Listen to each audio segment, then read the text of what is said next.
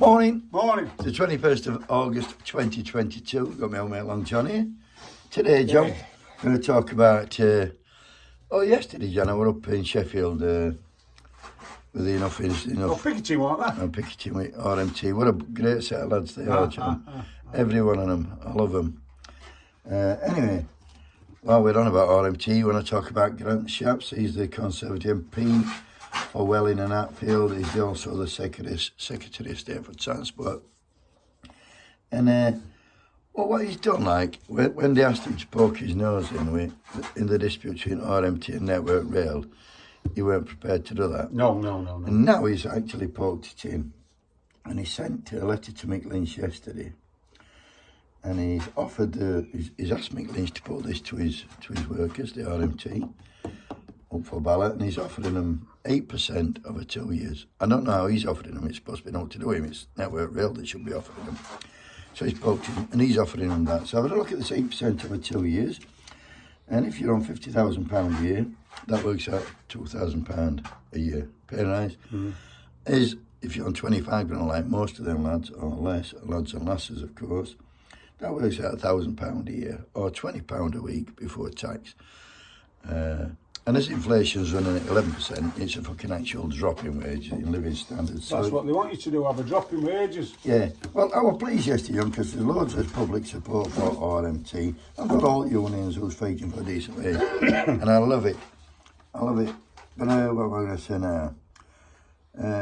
This lad, Grant Shapps, by the way, was offering people a pittance. His salary is £150,000.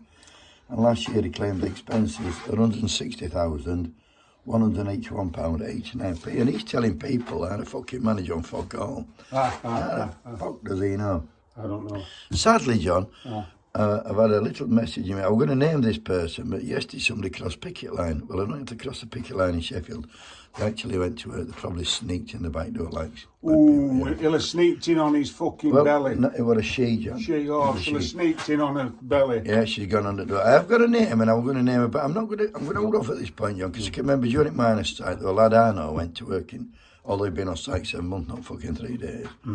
He went back, and they got him, and Union had a word with him, and then he came back out, and he said he's regretted that move. So I'm prepared to give this girl a chance, because actually, straight talking to this girl now, you've chose between the government or your workmates. You choose the government, it can all end in tears. Look at all them scabs in minor strike who chose the government. Where are they now? Let me just tell you this.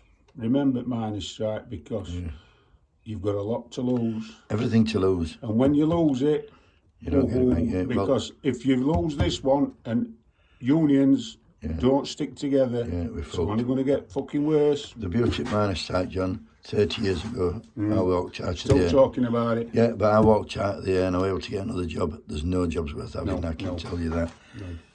Just back to pay offer, there's no mention, they've offered them 4% or 8% for 2 years, 4% a year. And there's no mention of job cuts, compulsory redundancies, changes to working practice, changes to overtime pay, fire and air. There's loads of shit going on. Besides, it's not all about money, this. In fact, it's very much about the terms and conditions, not about money. It's about the working class. That's what it's about. Class, yeah. Because, like I've said, if they fucking lose this one, that's another nail in the working class. If they lose, we all lose. That's my motto, John. Stick together, RMT. Keep doffing them. Have a great day, kids.